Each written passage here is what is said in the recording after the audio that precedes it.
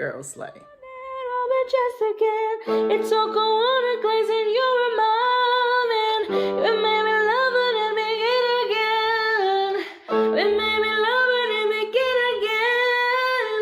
You made me love it and begin again. Hello sinners, my name is Alice Sin and welcome to Alice's Shelves, Looks and Books. Today I'm not going to start with facts, I am going to start with a couple questions. For example, who was the inspiration to Bram Stoker's Dracula? No, it wasn't Vlad Dracula or Vlad Impaler as people usually know him. Actually, the inspiration to Bram Stoker's Dracula is a story written by J. Sheridan LeFanu called Carmilla, who is also the first female vampire in literary history. And that's what we'll be talking about today, so let's dive into the story. We have this first-person narrator called Laura, which is interesting because we only find her name on chapter 8. And actually, for a long time during the book, we don't know whether it's a guy or a girl. But anyway, we have Laura, and she lives in this big mansion. And when she's 6 years old, she has a dream. A nightmare. Apparently, there is a lady under Laura's bed when she is 6. And this lady eventually comes up to the bed and takes care of her, brings her into her embrace. But at a certain point, Laura feels this extreme pain as if 2 needles had just gone through her throat. And she screams and everybody in the house comes to help her and see what's going on. And she says that that's one of the only memories she has of her childhood because she doesn't remember anything prior to that event and she doesn't remember most of what happened right after that, which is quite interesting because when we're introduced into the landscape, we are told that Laura lives in this mansion that's far from every other village. It's just one tiny piece of land while everything else is miles away. So there's a comparison to the landscape and her memory, which is it's the one thing in the middle of a bunch of nothingness. So that's how our story starts. She tells us about this nightmare, about this lady under her bed who eventually lies with her, and then she feels the pain of 2 needles perforating her throat. She grows a little older, and then a carriage passing by their mansion. And in this carriage, there's a woman and her daughter and some other people who don't say anything, and it's as if they didn't even exist. And this woman says that she is going to visit a village and she needs someone to take care of her daughter while she's away. So Laura's father offered to take the daughter in and take care of her while the mother is away. This daughter is our precious Carmilla. And according to Madame Perrodon, which is one of the people who take care of Laura, she is the prettiest girl she has ever seen. However, as soon as Laura sees Carmilla, she realizes that's the girl from her dream. That's the one who brought her into her embrace and caressed her and then eventually gave her the feeling of pain when she was a child. And the thing is, Carmilla recognizes her as well. She says that when she was 6, she also had the same dream, and that the girl in the dream was none other than Laura. And when Laura tells us about her feelings towards Carmilla, she says that it's a very ambiguous feeling, amphibious even, which is interesting because we're always talking about Angela Carter. And if you remember the first story we ever analyzed, The Bloody Chamber, she talks about this amphibious feeling, like this mid-ground between reality and supernatural. And Carmilla says some pretty creepy things. For example, she has the line which is, "I live in your life, and you shall die, sweetly die in mine." So it's like there's this odd thing about Carmilla, but at the same time, Laura can't help but feel drawn to her.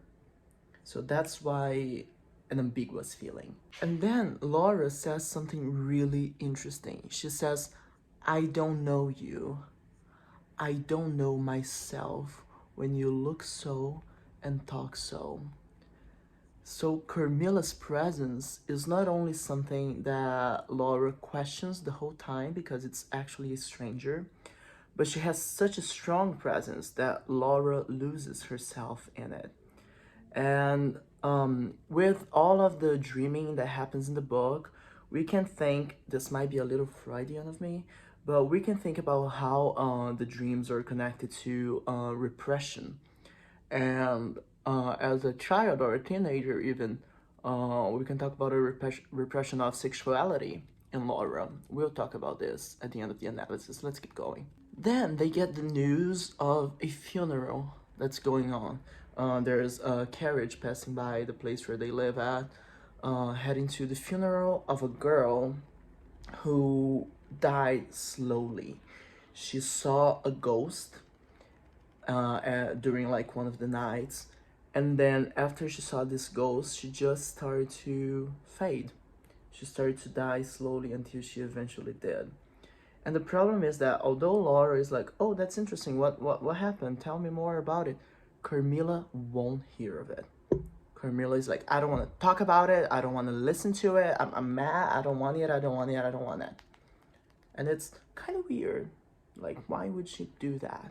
And then what happens is one day they're in the mansion and a hunchback passes by and he's selling amulets, protective amulets.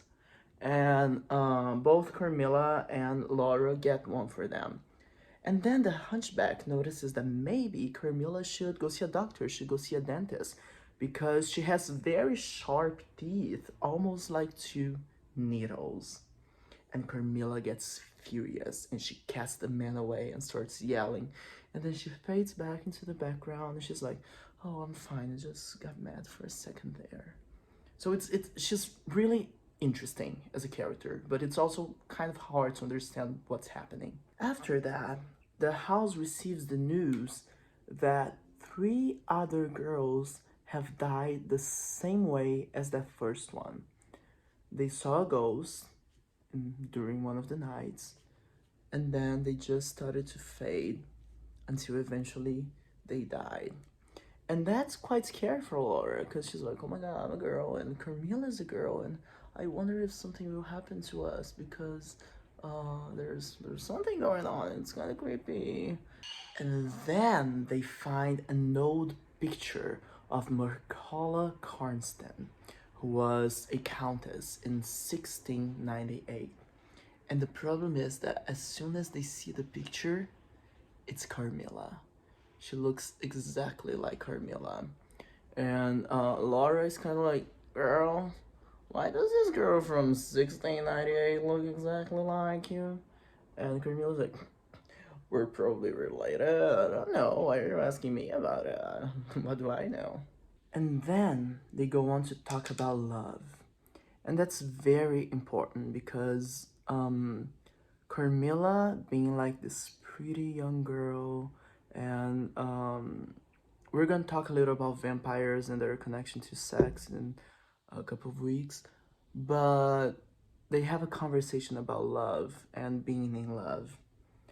And Carmilla is talking to Laura and she says, I don't know if I shall ever fall in love. I shall not fall in love unless it is with you. So this relationship between them, it's not like, we're not pretending that they're only friends, you know? They are falling for each other. It's a lesbian love story happening here. So that's really, really interesting, especially if you think that this was written in what, the 19th century, the end of the 19th century. And then Laura has a dream that someone is lurking in her bedroom in the middle of the night. And Carmilla says that she's had the same dream. However, after that, Laura starts to get sick, which terrifies her dad because of the way the other women have died.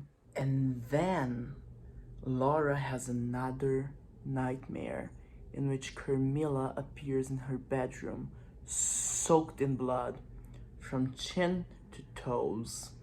And after that, Carmilla's gone. And everyone gets really worried about Carmilla because no one can find her.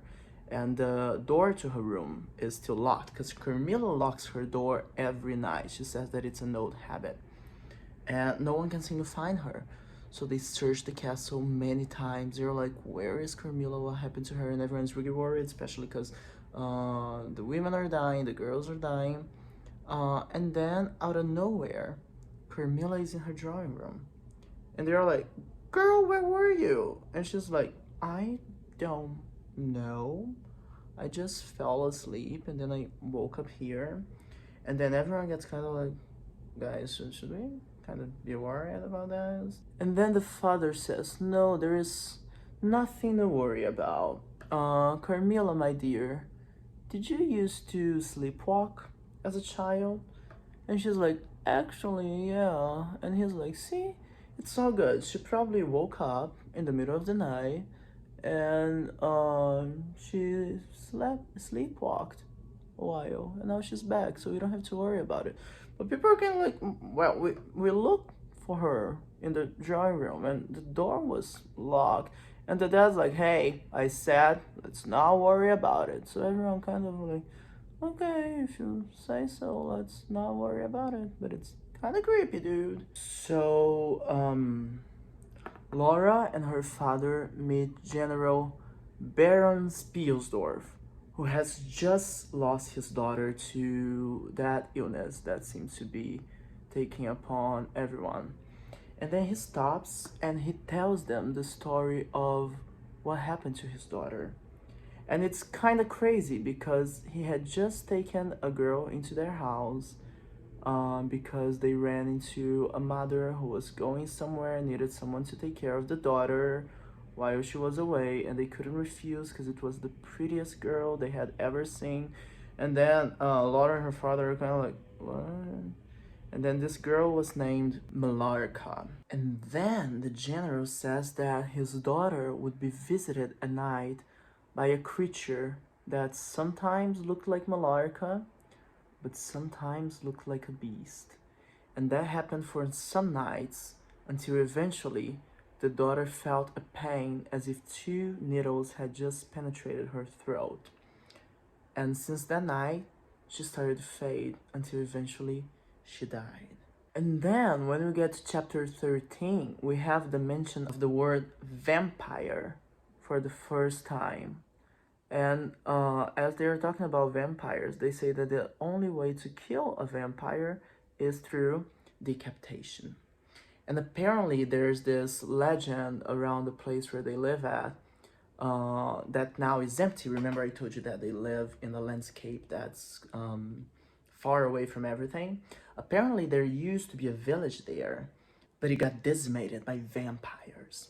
So as the story of the general is coming to an end, Carmilla, or Malarka as he knew her, or Murkala, that was the name of the woman in that picture back in the day. Remember that I said that it was a picture of this woman, 1698? Exactly. She shows up. And the general attacks her and tries to kill her. But she just raises her wrist and stops him. And then she vanishes. And nobody knows where she went, how she went, why she went. She just, boom, gone. And then they find her grave. In the end, it's told that they were able to find the grave because the general had found the journal of people who had been hunting Carmilla.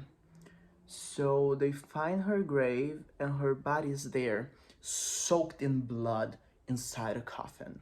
So they put a stake through her heart, they decapitate her, and they burn her body, and they throw the ashes into the river. And then we are told something really interesting because it raises the question, how was the first vampire around there born? And we are told that vampires are born from suicide. So we have a statement against suicide, like try to kill yourself and you might end up being a vampire. Ha ha. So here's what's interesting about this story.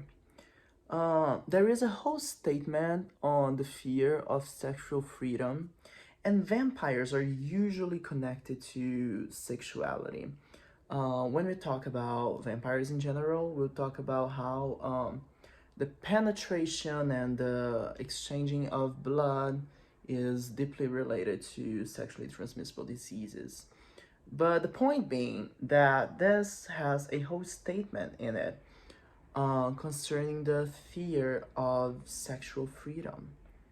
However, although Carmilla is set as this big villain, and at the end of the day, Laura still lives with all of the trauma that derived from her relationship with Carmilla, LeFanu is bringing to light the existence of female sexual desire, which at the time he wrote this book was something that a lot of people didn't acknowledge because sexual pleasure was related to men, not women.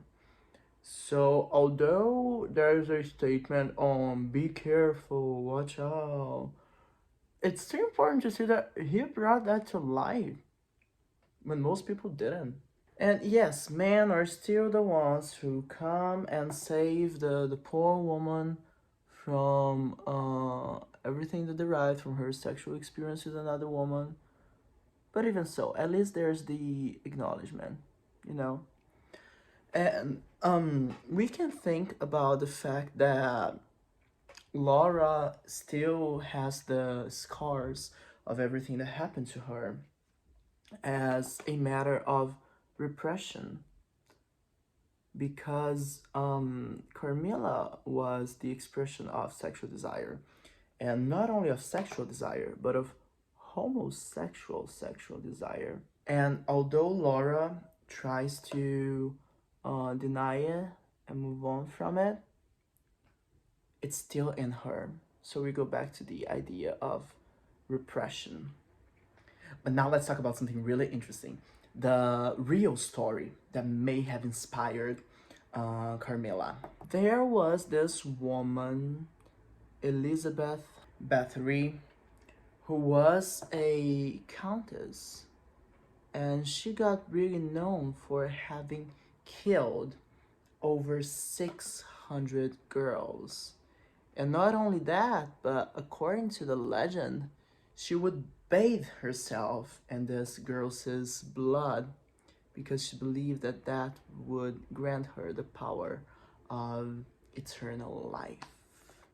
However, some scholars say that actually she got accused of those crimes because of political interests. Because after her husband died, her family was interested in lands that belonged to her. So they used the landscape to blame the murders on her, as they would back then and kind of still do. So this was Carmilla, the story that probably actually inspired Bram Stoker's Dracula, the most famous vampire story of all time. And it's a lesbian girl. Remember, life is a sin.